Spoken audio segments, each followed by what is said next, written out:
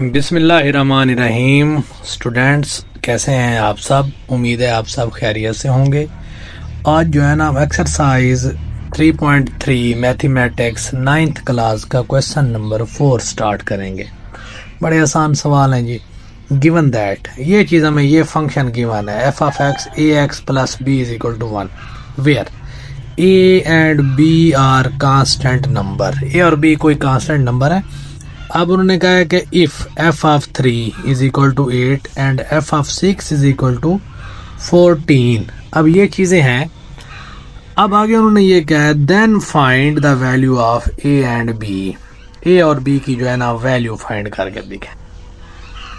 अब ये given that F of x A x plus B plus 1 है, ठीक है।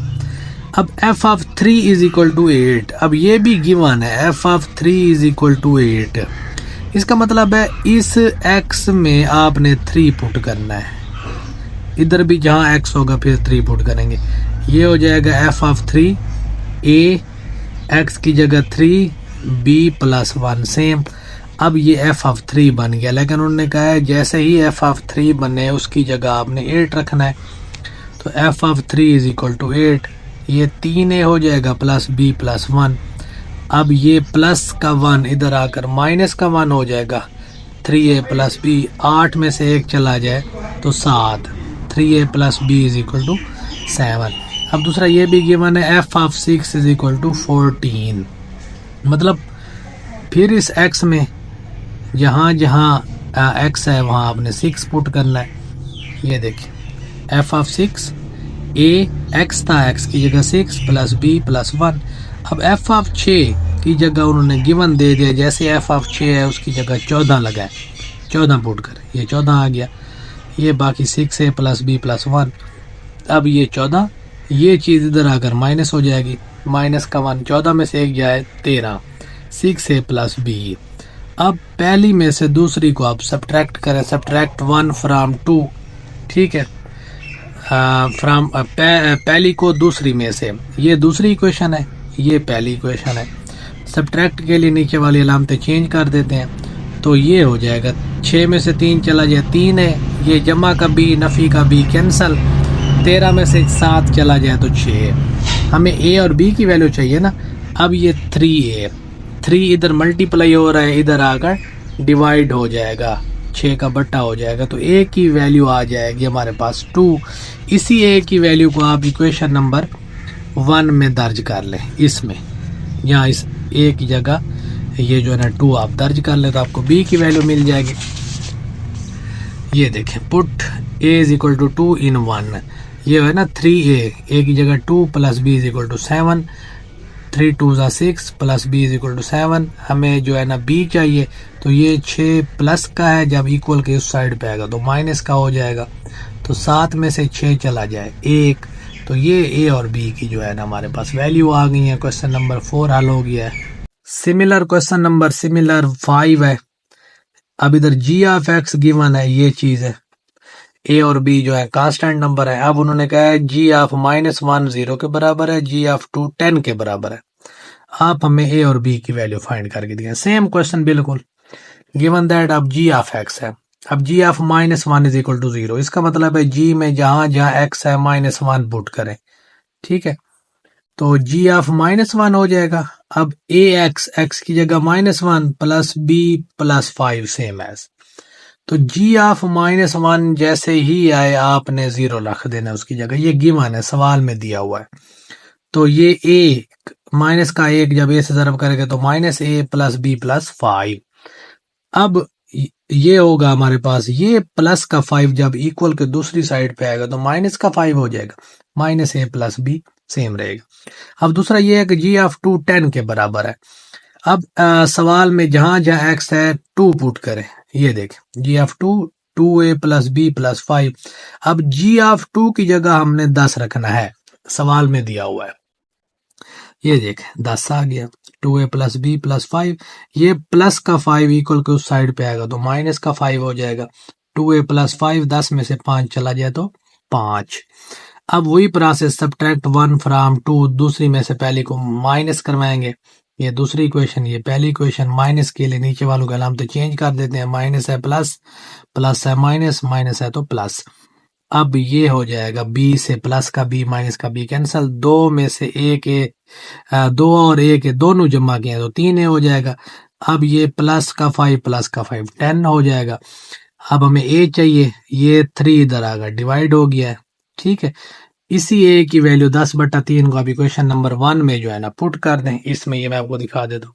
अब इसकी जगह आप जो है ना 10/3 पुट करें ए की जगह।